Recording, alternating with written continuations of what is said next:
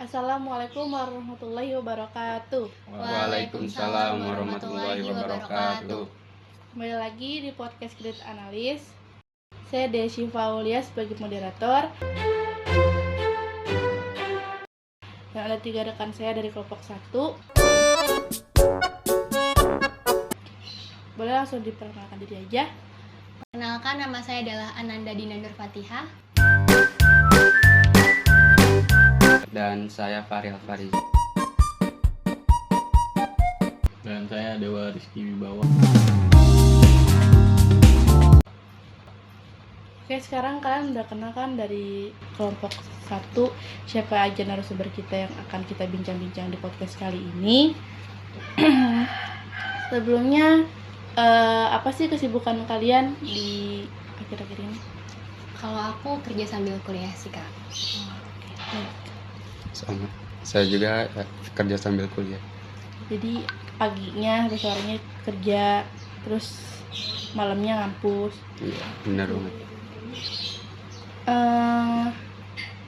Di podcast kali ini saya bakal bahas tentang bank syariah.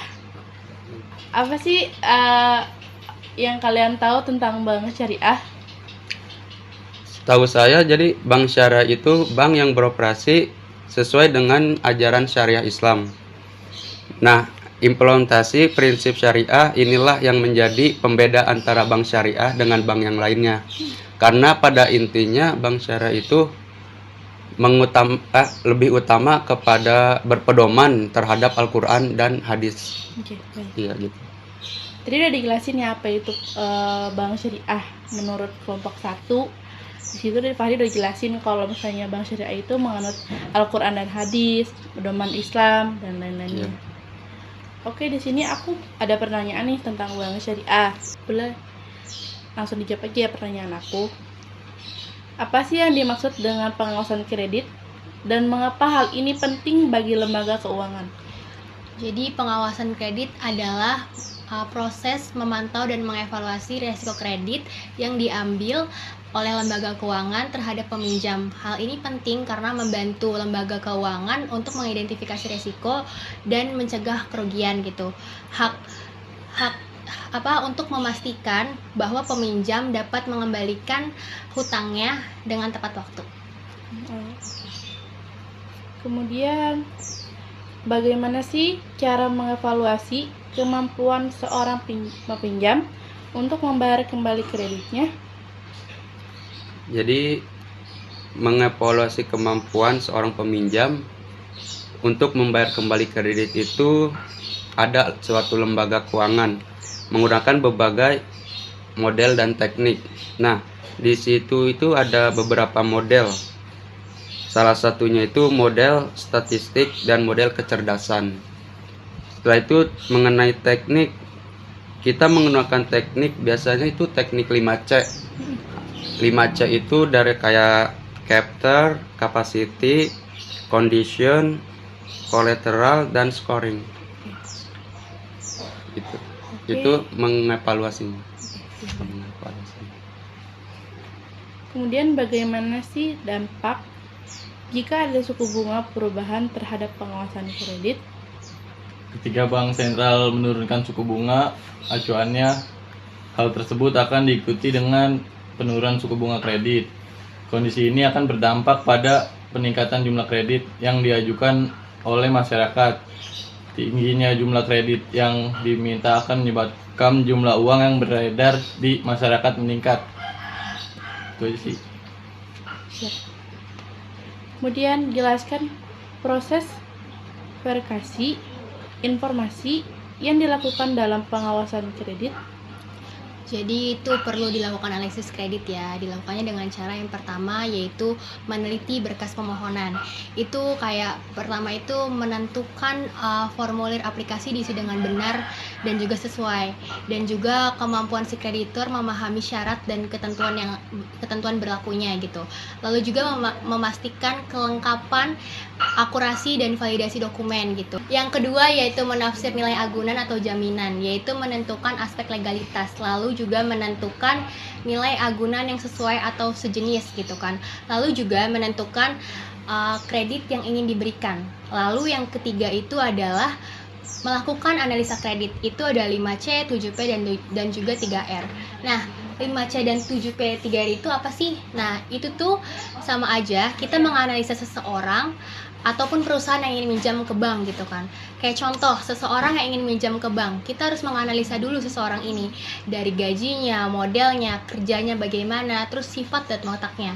Lalu juga kalau sebuah perusahaan ingin meminjam modal ke bank atau ke peminjaman lainnya, itu kita harus lihat laporan keuangannya ada atau tidak. Lalu juga laporan-laporan keuangan setiap per tahun.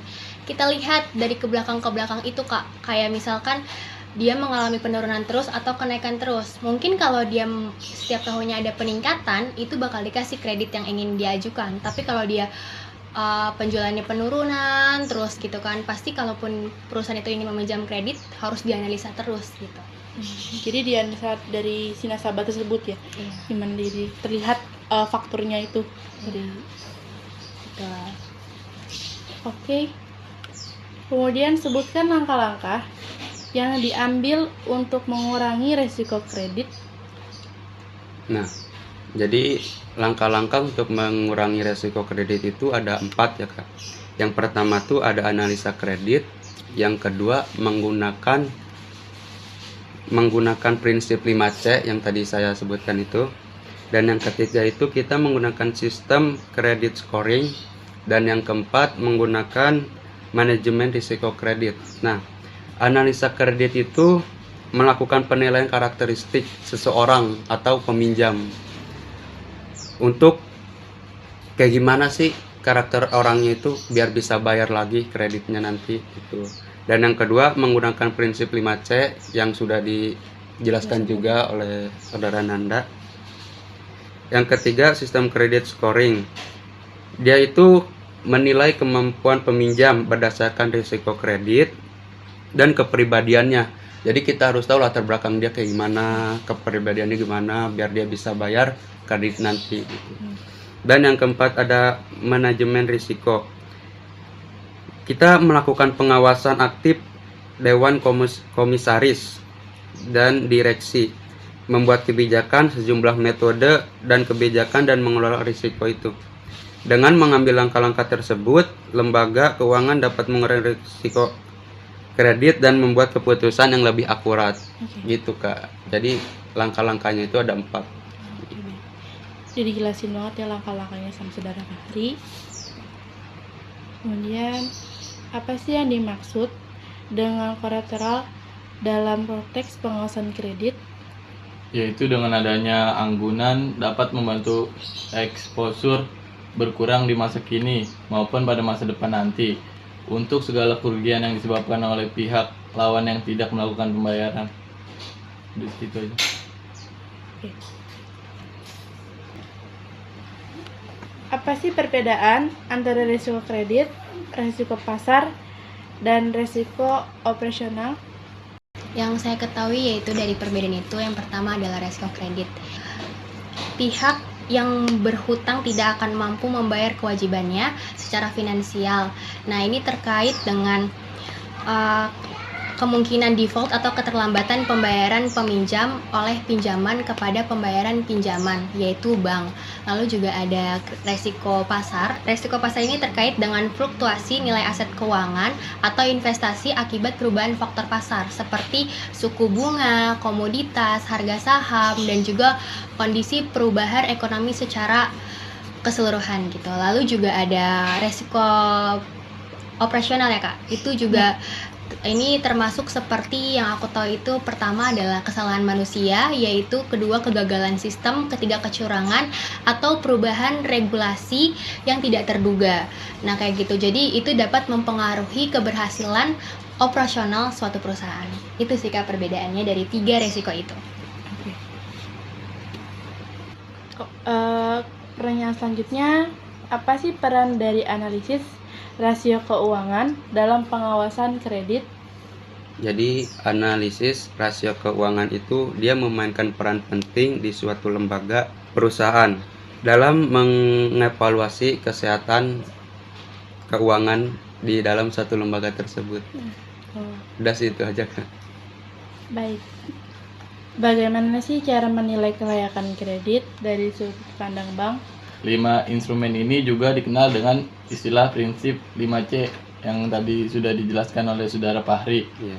Dalam praktik penerapan prinsip 5C ini bisa saja berbeda dari satu bank dengan bank lainnya, tetapi secara garis besar sama. Oke, aku mau ngambil kesimpulan dari kelompok 1. Kesimpulannya kita dapat belajar apa itu vokasi informasi, dijelaskan banget sama Kananda. Terus bagaimana kita juga bisa ngebedain apa itu perbedaan risiko kredit, risiko pasar, dan risiko operasional dari bank syariah. Kemudian ada sudut pandang dari kelayakan bank kredit, kemudian dari suku bunganya. Di situ dijelaskan dari perubahan-perubahan bank syariah tersebut ya guys. Oke, mungkin sekian dari saya. Kurang lebihnya kami mohon maaf. Wassalamualaikum warahmatullahi wabarakatuh.